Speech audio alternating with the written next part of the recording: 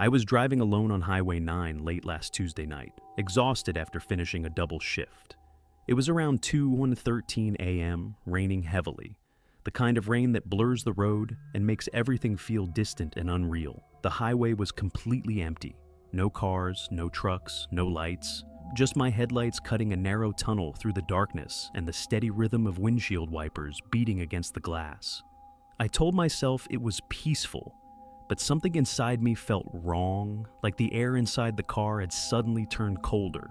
That feeling grew stronger within seconds. The hairs on my arms stood up and my grip tightened on the steering wheel. I checked all my mirrors, convincing myself someone was watching me, but there was nothing behind me except endless black road and rain-soaked trees.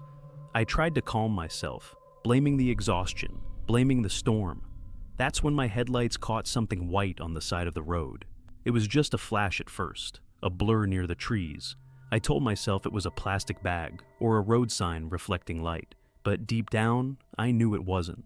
For a split second, it looked like fabric, moving slightly in the rain. A dress. My stomach dropped. I turned the radio up, desperate for noise, for something normal. Instead, the static grew louder, buzzing in rhythm with the wipers, making my chest feel tight. A few miles later, I saw it again. This time, it was closer to the road, not a blur. A figure, small and slender, standing unnaturally still, wearing a white dress soaked through by rain. I swerved slightly as I passed, my heart pounding violently. I checked the rearview mirror immediately. There was nothing there. The road behind me was empty. I laughed nervously, telling myself I was losing it. That lack of sleep was finally catching up with me. I pressed harder on the accelerator, wanting to put as much distance as possible between myself and whatever I had seen. The speedometer climbed past 70, then 80. The rain continued to hammer the windshield, and the trees on both sides blurred into dark shapes. After 10 minutes, I relaxed slightly. There was no way anything could be ahead of me now. I had driven too far, too fast. Then the radio went completely silent. No static, no music, just dead, crushing silence. It felt heavy, like pressure pushing against my ears. And that's when I saw her again. She was standing beside a road sign, illuminated clearly by my headlights. Long black hair hung over her face, dripping wet. Her white dress was stained with mud along the bottom, clinging to her legs. As I passed her at nearly 90 miles an hour, my head turned on its own. Her arm was slightly raised, her fingers bent, as if she was waving or reaching out. I screamed. The sound filled the car, raw and uncontrolled. There was no explanation. No human being could be ahead of me again. It was impossible, unless she wasn't human at all. That's when the car began to fail. The engine sputtered, the dashboard lights flickered, and the headlights dimmed before flaring back to life. I floored the gas, but the car slowed anyway, as if something was draining the life out of it. Panic took over completely.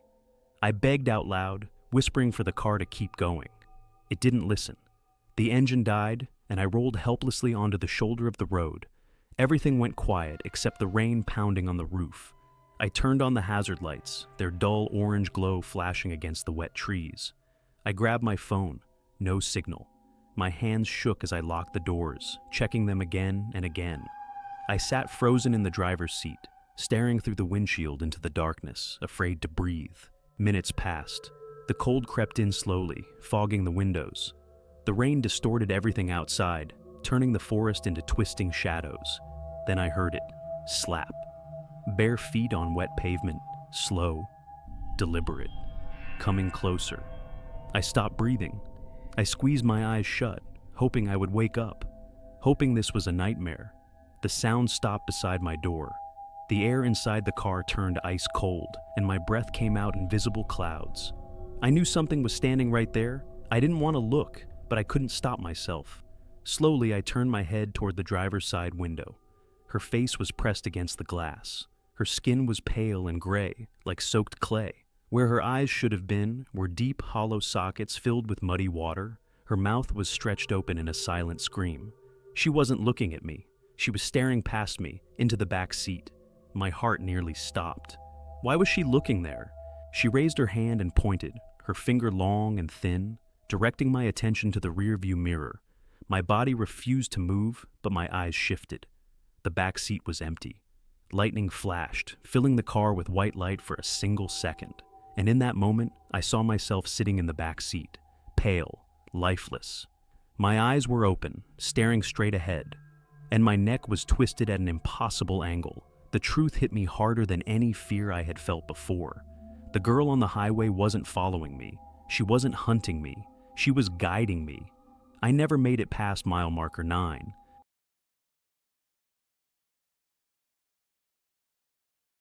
I work in urban exploration, and curiosity is the only reason I ever enter places most people avoid. I went to the old Wonderland Pier for visuals, not for anything paranormal. The pier had been abandoned for decades, closed after a structural collapse that sent part of the Ferris wheel into the ocean. That history alone gave the place an uneasy feeling, but I was focused on capturing decay, rust, peeling paint, and silence. It was a Tuesday night, overcast, with a heavy darkness that swallowed the beam of my flashlight after just a few feet. Every step I took sounded too loud, my boots crunching against gravel in a silence so thick it felt unnatural. The fairground was completely still. No wind, no distant traffic, no waves from the ocean. Just emptiness. I followed a route I had planned earlier, moving past the broken ticket booth and the skeletal remains of the roller coaster. My destination was the Funhouse, a massive wooden structure shaped like a clown's face. Time and weather had stripped away its bright colors, leaving it looking more like a skull than something meant to entertain children. As I stepped through the open mouth that served as its entrance, a strange smell hit me. It wasn't just mold or rot. It was sweet and metallic at the same time, like melted cotton candy mixed with old blood. I felt uneasy, but I kept going. Inside, the funhouse was a maze of narrow corridors and warped floors. The hall of mirrors was shattered, broken glass crunching beneath my feet and reflecting distorted pieces of my own body back at me. I couldn't shake the feeling that I was being watched. It wasn't just a thought. It felt physical, like heat prickling at the back of my neck. I moved slowly, scanning corners where my flashlight couldn't fully reach. Eventually, I reached the center of the maze, a circular room with slanted floors and uneven walls. That was when I saw it. Standing perfectly in the middle of the room was a large wardrobe made of dark mahogany. It looked completely out of place. Everything around it was ruined by moisture, salt air, and time, but the wardrobe was untouched. The surface was polished, clean, and free of dust. As I moved closer, I noticed the carvings on the wood. They weren't decorative patterns. They were faces, hundreds of them, each one frozen in terror, mouths open as if screaming. When I looked directly at them, they stayed still, but in my peripheral vision, they seemed to shift slightly. The temperature in the room dropped suddenly. My breath fogged in the air as a low humming sound began to come from the wardrobe. It wasn't loud, but it was constant, like something alive breathing behind the wood. Every instinct told me to leave, but something pulled me forward. I felt drawn to it, as if resisting required more effort than giving in. When I touched the handle, it burned with cold even through my gloves. I turned it, and the latch clicked sharply in the silence. The door opened slowly, revealing darkness inside. There was no visible back panel, only an endless void. Inside hung old costumes, velvet coats, sequined outfits, faded fabrics that smelled overwhelmingly sweet. I shined my flashlight inside, but the beam didn't hit anything solid. The coats swayed gently, though the air around me was still. I leaned in, trying to see the back, to convince myself it was just an illusion. As I stepped forward, the floor beneath my feet changed. The rotting wood of the funhouse was gone, replaced by something smooth and solid. I took another step, then another, moving deeper into the darkness. The humming grew louder, mixing with distant music. Ahead, a warm golden light appeared. I pushed through the final row of coats and stumbled forward. I was no longer inside the funhouse. I stood in the middle of the fairground, but it was restored. The rides were intact, the lights were bright, and the colors were unnaturally vivid. The Ferris wheel spun under a purple sky with no stars. Music played from somewhere nearby, cheerful but distorted, slowed down as if melting. The air felt wrong, heavy, and artificial. I looked around and saw people standing near the booths and rides. Relieved, I moved toward them, calling out for help. They didn't respond. When I reached one of them and touched his shoulder, he turned toward me. His face was smooth and featureless, like wax. Only a painted smile remained, stretched too wide. Panic surged through me as I looked around. Every figure was the same. Mannequins posed like people, frozen in place. Slowly, their heads began to turn toward me, accompanied by the sound of grinding metal. I stumbled back, searching for the wardrobe, for any way out. There was nothing, just painted walls and endless lights. I ran, but the fairground looped endlessly. No matter where I went, I ended up back at the carousel. The music grew louder, vibrating through my bones. When I tried to climb the fence, my hands felt numb. I looked down and saw my skin turning smooth and shiny. My fingers stiffened, locking into place. When I tapped my wrist, it made a hollow plastic sound. I realized I wasn't just trapped there, I was changing. My legs refused to bend, my body stiffened, freezing where I stood. Around me, the mannequins stopped moving, watching silently. I understood then that they weren't decorations. They were people like me, explorers who had entered and never left. The paralysis spread up my body, reaching my throat. I couldn't scream. I couldn't move. I could only stare ahead as the lights spun endlessly above me. The music never stopped. The fairground never aged. I became part of the scenery, another smiling figure in a place that pretends to be joyful. If a pristine wardrobe ever stands untouched in a place of decay, it is not an accident. Some doors are not meant to be opened. Once you step through, you never leave. Love is one of the most beautiful emotions in human life. But when this love becomes one-sided, or when the person we love moves away, the human mind changes completely. Disappointment, pain, and an intense desire to get the loved one back can push a person toward paths that go beyond normal logic. Many people have heard of black magic, especially in the context of love or controlling someone. This discussion focuses on black magic or love spells done for love, what it really is, why people choose this dark path, what psychological or belief-based foundations it has, and how dangerous its consequences can be. This is not a simple magic trick, but a belief system rooted in centuries-old traditions, superstitions, and the deep workings of the human subconscious mind. In simple terms, black magic or love, spells performed for love, are believed to be a process through which someone tries to control another person's thoughts, emotions, and free will. In tantric traditions, this is often called vashikaran. It is believed that through specific rituals, mantras, and practices, supernatural forces can be used to create artificial attraction or love in a desired person's mind. This is completely different from natural love.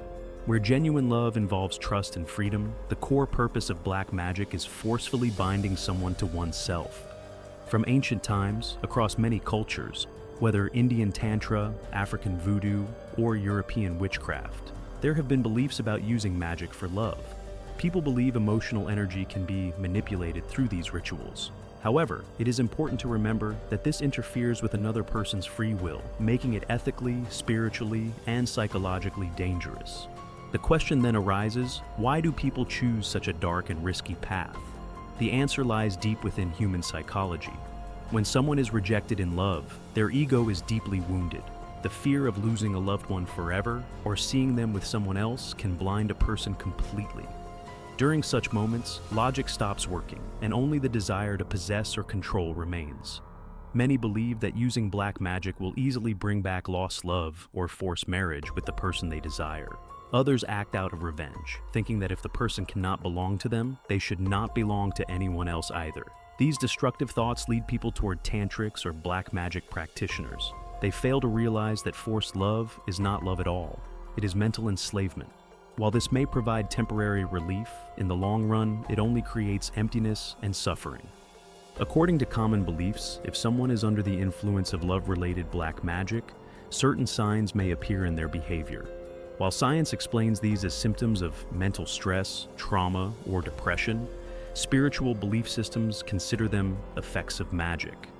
The affected person may suddenly feel intense attraction towards someone they previously had no interest in. This attraction can feel addictive and uncontrollable. Their mood may change rapidly without reason.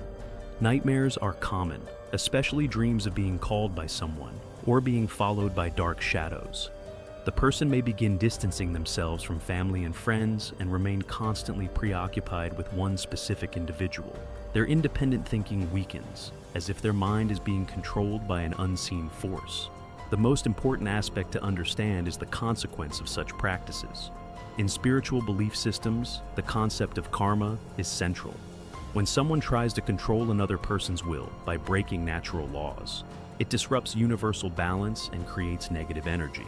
One widely believed rule of black magic is that it works like a boomerang. If the ritual is done incorrectly, or if the targeted person has strong mental or spiritual resilience, the negative energy returns to the one who initiated it. This is often referred to as backfire. In many cases, the desired person may return, but they are no longer the same.